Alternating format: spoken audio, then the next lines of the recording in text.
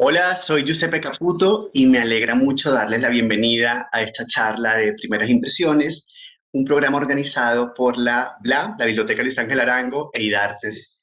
En esta ocasión vamos a estar hablando con Alejandra Algorta e Iván Rickenmann sobre este libro Nunca se olvida.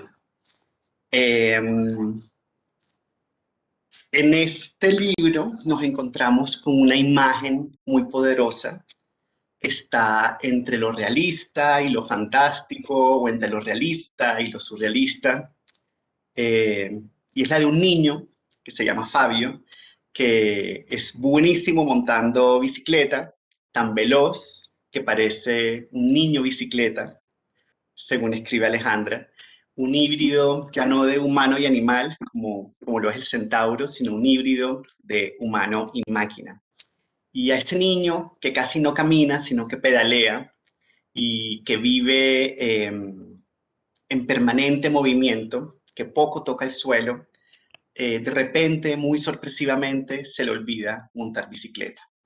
Entonces, mientras él trata de entender qué pasó, por qué ocurrió esto, es decir, mientras hace este duelo, Fabio conoce la amistad con una vecina mucho mayor que él. La vecina le dicen Malicia, y ella también está en duelo. Entonces, en sus conversaciones, ambos, tan vulnerables y solos, intentan reconstruir eh, su confianza en el mundo. Antes y después del texto, que está escrito por Alejandra, están las ilustraciones de Iván Rickenmann. Y las ilustraciones son el comienzo y el final del libro. ¿Qué me encantó? Que las ilustraciones no son una traducción o una interpretación del texto, sino que son otro texto, otra forma de texto. Y también podemos decir que las palabras de Alejandra son otra forma de dibujo. Entonces, comenzamos el libro leyendo las ilustraciones de Iván, seguimos leyendo el texto de Alejandra y terminamos leyendo otra vez las ilustraciones de Iván. Entonces, pues primero saludar y bienvenidos Alejandra e Iván, pues un gusto que estemos acá charlando. Hola Giuseppe, ¿cómo estás? Es un gusto para mí estar acá. Hola Iván. Hola Eh, Alejandra. De acuerdo, hola Giuseppe, ¿cómo estás? Muchas gracias por esta invitación. Bueno, pues si les parece, me gustaría iniciar con una pregunta que es común a todas las charlas y es pensar como en las constelaciones literarias, creativas, en las que cada uno se siente parte. Pero no solo como, lo que quiero es como rastrear las influencias, pensar su tradición, sino también como mirar de qué manera esas lecturas o autores que han sido claves para ustedes eh, se han convertido pues más claramente en un aprendizaje de escritura. Creo que en mi escritura y en mis lecturas también yo soy muy, muy cercana a la poesía. Yo creo que poesía es lo que más leo, o digamos, lo que con más frecuencia estoy todo el tiempo como consultando casi. Y Eh, trabajando por la editorial Cardumen.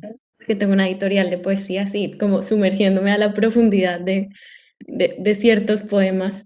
Entonces, creo que no es gratis que mi escritura tienda siempre un poco, por más prosa que intente vestirse, pero ya hablaremos de los géneros, de, de poesía.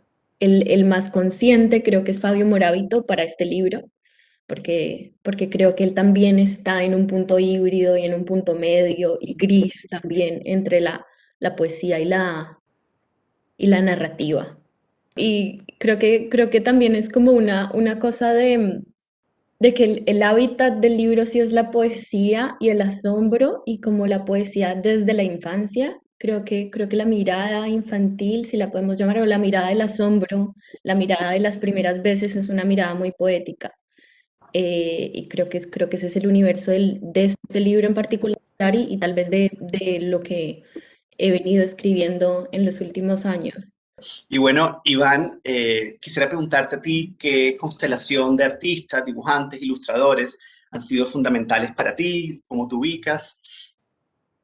Bueno, primero y me parece importante decirlo que yo no soy ilustrador en realidad, ¿sí? Yo soy artista, pintor y dibujante, que fue además lo interesante de este proyecto, tener una visión un poco diferente y salirse de la ilustración clásica me repito, ilustrar el escrito de Alejandra. Mi universo es más de las artes plásticas, he sido pintor y dibujante desde hace unos 10 años, por cuestiones logísticas y que me quedé sin taller y empecé a dibujar hace unos 10 años, muy en el universo de William Kentridge, que es un artista surafricano que hace unas animaciones con sus dibujos, unas películas muy bellas, son dibujos muy fuertes. Entonces, yo siempre tuve como esa inquietud por el placer visual de la pintura, pero en el dibujo encontré un universo nuevo en el que pude expresar cosas. Y curiosamente, además, tenía mucho que ver con la novela de Alejandra. Me centré primero mucho en el paisaje urbano, pesado, que es Bogotá, que tiene su estética, es la belleza de lo feo a la que me refiero, y me he movido mucho en eso. Y aquí el cambio fue que me tocó hacerlo en pequeño formato, pero exploté pues toda esa visual plástica de nuestra Bogotá o ciudades suramericanas. Yo también quería preguntarles cómo fue el proceso material del libro, si Alejandra entregó el manuscrito a Iván, o sea, porque como les decía al inicio, lo que como lo que yo sentía es que eran coautores de alguna manera, ¿sí? No lo sentí tanto como una división de autor e ilustrador o artista, sino como coautores y pensando en esta idea de que Iván dibuja a partir de la palabra y Alejandra escribe a partir de la imagen. Entonces, ¿cómo fue esa experiencia, Iván, al leer el texto? ¿Y cómo sentiste tú, Ale, luego al ver las ilustraciones de Iván? Bueno, preguntarles por todo ese proceso material. Bueno, yo le entregué el manuscrito a María Osorio, que es nuestra editora. Bueno, ella me hizo unas observaciones primero y yo me demoré más o menos un año en corregirlo y después lo volví a entregar fue un proceso muy lento y muy generoso, en el que las dos nos tomamos nuestro tiempo. Y hay un punto, claro, una como escritora, hay un punto en el que suelta pero no está segura, como que decide soltar, pero siempre es muy pronto para soltar. Pero lo solté y recuerdo una vez fuimos a Babel, a las oficinas de Babel, ahí conocí a Iván y ahí vi las ilustraciones, los dibujos de este universo, de la belleza de lo feo, que también tiene mucho que ver con el libro, ¿no? Las palabras que se ensucian y lo sucio que nos compone. Y vi, o sea, me impacta mucho todavía, que ese día vi la última imagen, la imagen que cierra el libro. Ya sentí que yo había terminado de escribir, porque el final me parecía, a mí me parecía un poquito desesperanzador y como crudo parte de mí no quería terminar ahí. Y para mí el libro solo está completo con las imágenes de Iván, porque sí, sin esa imagen final el texto no cierra. Y es una cosa que además siento que yo no podría haber escrito, que no puede escribirse, que tiene que ser una imagen. Okay. Iván, ¿y cómo fue el proceso para ti?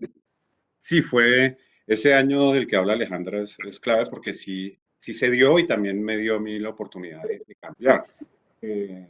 Había detalles que a mí me costaban trabajo. Digamos, primero, pues debo decir que que Alejandra casi que dibuja con las palabras, ¿no? Son cosas muy, muy gráficas y era muy difícil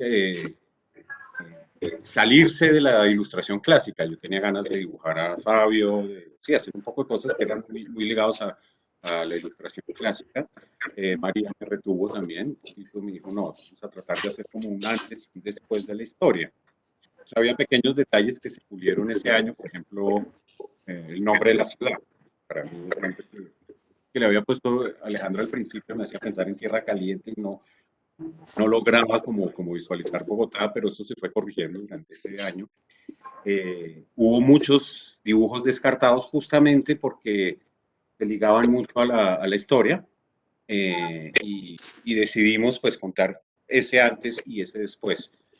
Además, yo también, no sé, quería como dar esa imagen final de un poquito más esperanzadora, no sé si es, no quería meterme en el cuento, o sea, la idea de la edición también es muy bella porque realmente termina ahí la historia y hay como como cuando ponen después de las películas los casos no editados, pues, Sí. en edición, que dan una esperanza de que hubiera podido ser así o así. ¿Sí? Y sí me incliné a dar como abrir esa ventana. Pero todo era tratar de vivir esos espacios que describía Alejandra en su libro con mi lenguaje. Alejandra, pensaba, mientras te leía, María Teresa Andrueto y en su ensayo Hacia una literatura sin adjetivos, en la que ella es muy crítica de estos apellidos que se le ponen a la literatura como infantil, juvenil, bueno, y se puede alargar esa lista. Y quisiera citarla. Ella escribe: la tendencia a considerar la literatura infantil y o juvenil, básicamente por lo que tiene de infantil o de juvenil, es un peligro porque parte de ideas preconcebidas sobre lo que es un niño y un joven y porque contribuye a formar un gueto de autores reconocidos, incluso a veces consagrados, que no tiene entidad suficiente como para ser leído por lectores a secas. Entonces, dos preguntas quisiera hacerte al respecto. ¿Cómo piensas tu libro, nunca se olvida, ¿sí?, en estos términos de infantil y juvenil, y cómo te posicionas ante estas ideas de Andrueto? Vale, te las respondo tal vez al revés. Estoy muy de acuerdo con María Teresa Andrueto. Y creo que ella es como que un gran libro de mi altar de libros es Estefano, que también está en Babel. Y creo que hay un tono que me es como un referente permanente. Pasa que antes de Nunca se olvida, yo escribí un libro que se llama Pez quiere ir al mar. Y con Pez, como se enmarcó editorial y socialmente, terminó siendo también infantil, pero yo inicialmente no sabía que estaba escribiendo un libro infantil, pero yo casi siempre escribo hasta ahora sobre mi infancia, o desde, tal vez más bien no sobre, sino desde mi infancia. Entonces eso se puede confundir y creo que lo que hago, o sea, siempre recuerdo mucho una cosa que dice María, nuestra editora, que es que los libros infantiles son libros que tienen que ser tan buenos que que un niño los quiera leer o una niña los quiera leer. Porque son lectoras absolutamente exigentes y absolutamente honestas, y tal vez esa sea la única gran distinción que debamos tener. Para mí es un libro como hecho con muchísima honestidad. No necesitaba tener una portada particularmente colorida para atraer a los padres de unas niñas, ¿sí? No necesitaba fingir nada que no fuera. Es un libro un poco gris, es un libro con humor, es un libro que trata de ir hacia lo poético y todas esas cosas pueden, sí, acompañar momentos de la infancia porque narra la historia de un niño, pero creo que también puede acompañar la historia de cualquiera que haya tenido un duelo. Así es. Y ahora quisiera preguntarles, y quizás podemos empezar con Iván, sobre la visión de Bogotá que está en el libro. Por ejemplo, leemos: Bogotá era un monstruo de polvo con hambre de más. Bogotá de polvo, Bogotá en construcción, hija del caos, visión de nadie. También leemos, Bogotá es 1800 veces más grande de lo que él creía, 1800 veces más extraño. Entonces, ¿cómo se relacionan ambos con esta visión de la ciudad que está en el libro? Bogotá es muy difícil de dimensionar. Si ustedes miran, pues si uno se sube a cualquiera de los cerros, siempre verá solo una parte de Bogotá, y Bogotá sabemos, lo sentimos que es inmenso, pero es muy difícil de visualizar esa dimensión. Y recorrerlo, pues es también infinito. Yo veo Bogotá, además me parece muy bonita esa imagen porque es casi como un ente orgánico, va creciendo. Lo de echar plancha es algo muy nuestro. Entonces, los barrios siempre están como evolucionando, como si fuera realmente un ente vivo, ¿sí? Se va trepando por los cerros, es una ciudad casi orgánica, diría yo.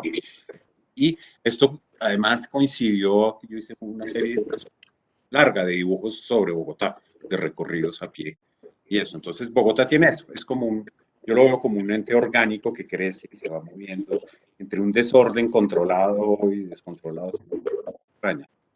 Y Alejandra, bueno, ya tú llevas unos meses, casi un año, más de un año por fuera, así que quizás esta pregunta ya desde la distancia puede cobrar otras dimensiones. Pues Bogotá para mí fue el gran reto de este libro y es a lo que más le tenía miedo. Eh, Porque un poco pensaba quién soy yo, casi como si yo me sintiera montada en una bestia y solo viviera en la oreja de la bestia y dijera quién soy yo para hablar sobre esta bestia si solo le veo la oreja. Y creo que la solución fue tratar de recordarla porque al final del día pues sí crecí en Bogotá y sí le he visto los bordes a Bogotá. Em, y sí me he dado cuenta de lo mismo de lo que habla Iván, y es que es un ente que crece, y que se encoge, que crece y que se encoge, que te da y te quita, que te encierra y que te abre de repente a todo. Entonces es como, es una luz y creo que ahí la compañía editorial también vuelvo a esto siempre, pero es que estamos hablando de un libro que tuvo mucho apoyo. Creo que fue muy importante. em, sí, porque me parece difícil hablar de una ciudad, de la ciudad en la que uno creció pretendiendo que uno puede verla toda.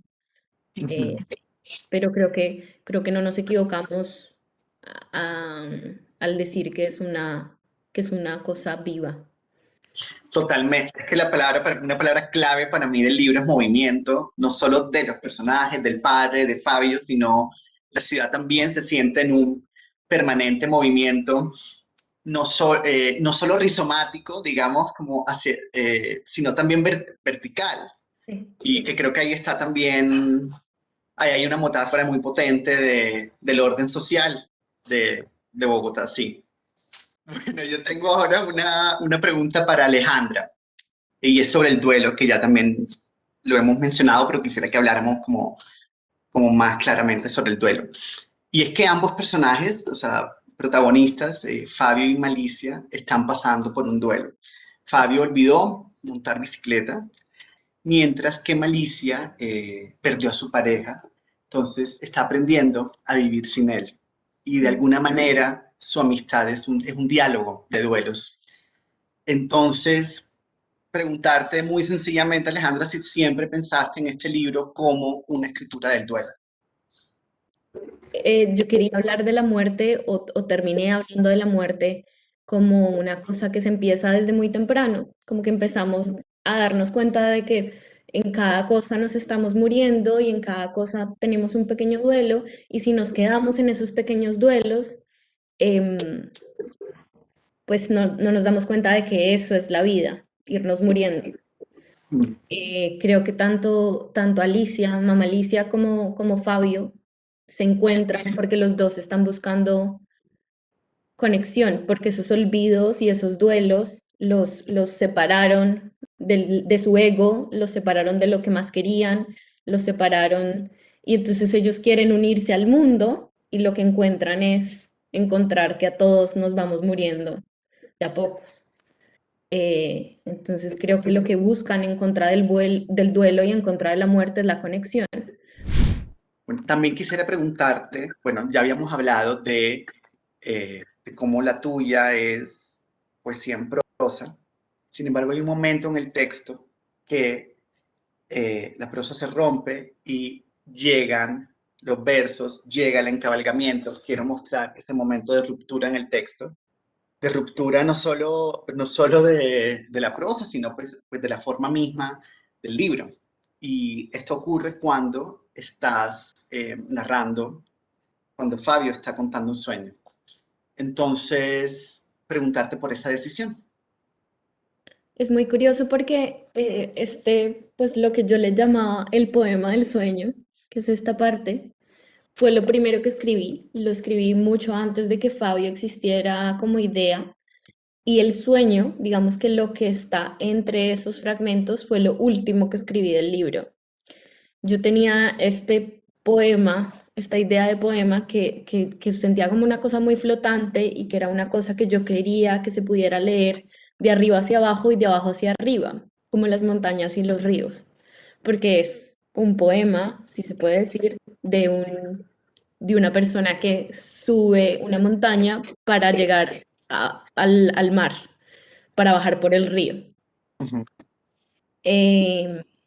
Y lo pensaba como un juego, lo pensaba como una cosa que pudiera subir y bajar.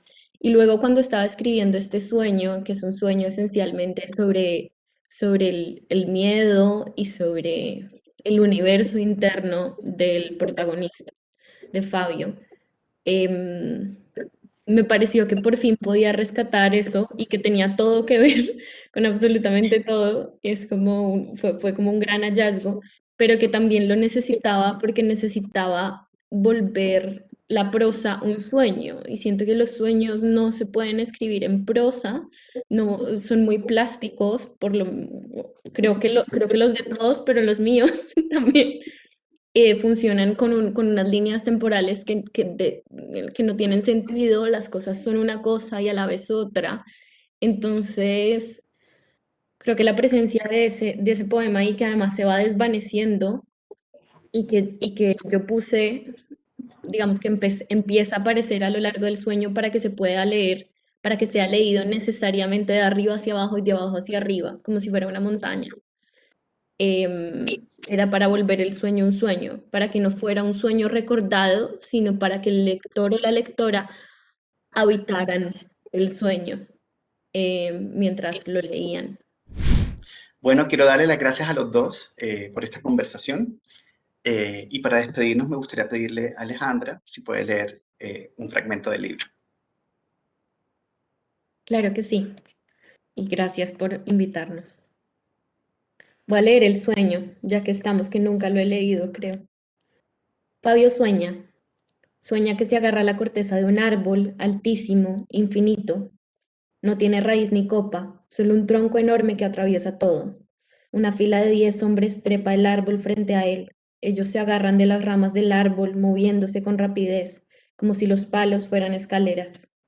Fabio los sueña, intenta subir tras ellos, pero solo abraza su cuerpo contra la corteza. Son soldados, avanzan rápido como zancudos de patas largas, se visten con los colores de la corteza. Cuando Fabio trata de subir por las ramas, la madera se rompe, no soporta su peso. Es un sueño y ya sabemos cómo termina. Fabio se va a caer. Bueno, muchas gracias y bueno, entonces hasta la próxima y les agradezco esta charla. Gracias. Muchas gracias, Giuseppe. Gracias a ustedes, Alejandra.